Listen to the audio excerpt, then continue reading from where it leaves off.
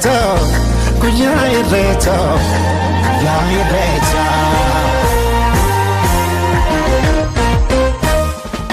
Oromoon turuu faayaan babbareedani ijoolleen abbaa gadaa wal keessa arreedani guyyaa dardaraa dubree jalalaan walii sirbu guyyaa garaan hammaatee wal biraa sokkuu jibbu.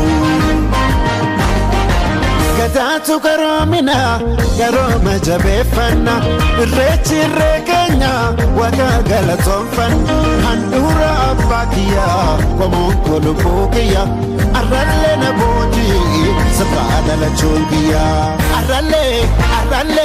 arrallee na booji'i sirraa dhalachuun.